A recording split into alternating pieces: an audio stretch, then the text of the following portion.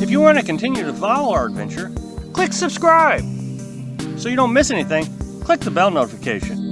Hello, out on the road, subscribers and followers. Well, as I've said in a previous video, we're in Missouri and we're staying in conservation areas. And these conservation areas range from boat ramps to the size of, I don't know, I think the largest one I'm familiar with is about 5,000 acres. I mean, they're not national forest size, but man, they are sure nice, and I really do appreciate the state of Missouri providing these. I don't know how well I'm communicating to folks about the dangers that are out here. I get a lot of people that watch my video, and then their replies are indicating that it's no worse than what it is out in the city, and that's fine. I mean, I'm not going to dispute that. But there are several things that make it more difficult. One, you don't have cell phone service out here. The National Forest is not regularly patrolled like the town is. National Forest is where the bad people go when they commit the crime in the city. And I got a story. And I think this is a really good representation of what I'm trying to communicate. About 15 years ago, I used to go out to my local conservation area. I'd sit there and I'd watch the sunrise over the lake, especially in spring mornings, you know, after you just get out of a hard winter, watch the squirrels and the deer. Well, one morning I was down there and I heard sirens coming down the gravel road. Now, we're out in the middle of the country and folks rarely would come down to this area.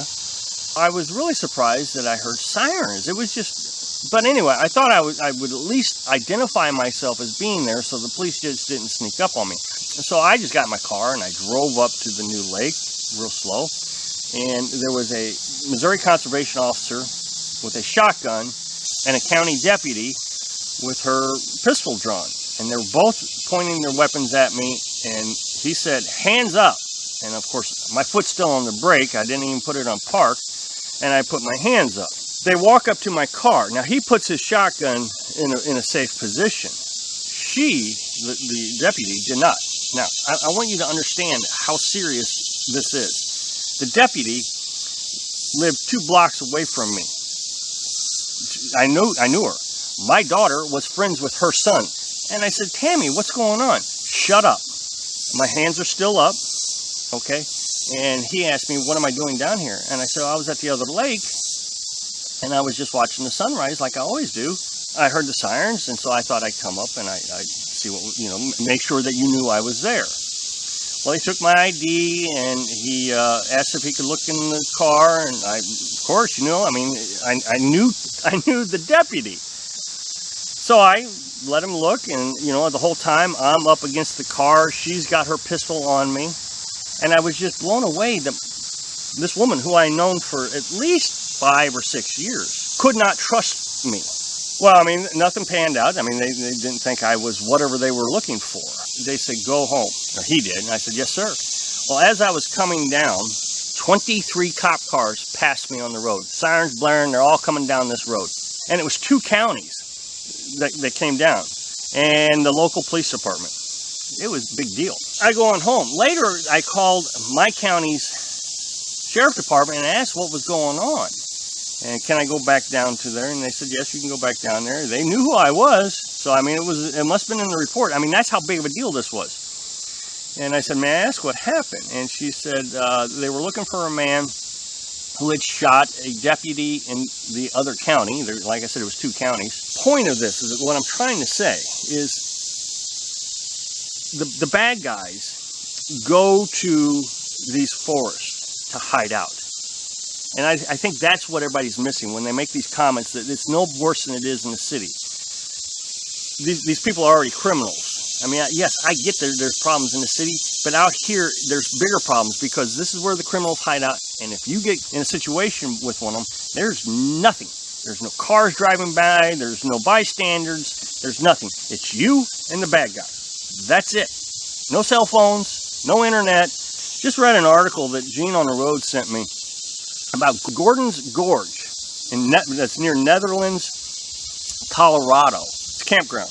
And it talks in detail about the criminal activity that goes up in the National Forest. These criminals are going there because the same reasons that you and I are going there, to get away from it They're getting away from authorities. We're just getting away from society. And it's not very well patrolled. I mean, there's thousands of acres. Let's say it's a national forest, 25,000 acres. I don't know how many acres in a standard national forest, but let's say it's 25,000 acres. And you got 2 or 3 rangers who are patrolling this. Now, it's not like they're driving around in their cars with their spotlights on, you know, in the city, looking around buildings or anything like that. And they don't have a team of people to do it. No, it's 2 or 3 guys with a sidearm, maybe a shotgun like the Missouri Conservation Officer I told you about. And they're walking through treacherous woods and swampy areas and rivers and lakes. The one I told you about, with my experience, the conservation officer was the one who caught him. Not the 23 cops that came down, the conservation officer. So, I mean, the cops aren't even equipped enough to go out in the woods. You know, they're worried about the snake bites and those kind of things. The rangers got the protective gear where they can walk around there. Isn't that something? And sure enough, the bad guy did have a weapon. He shot it into the lake.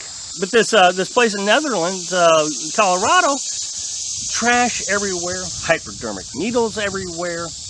They're going up there. What they're saying is they're coming out of the cities because the cities are kicking the homeless out, and they're going up here so they can continue their activities. Most of the homeless that you see, I think, in the national forest didn't just fall on hard times. They're going up here so they continue their activities with fewer eyeballs on them.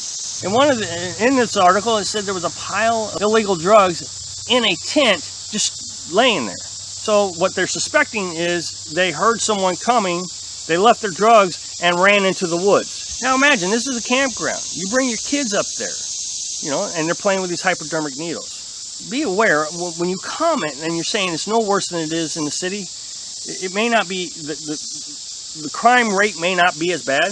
There's less civilization to help you along. Thanks for watching. Be sure to subscribe. Click like if you like the video, and happy travels.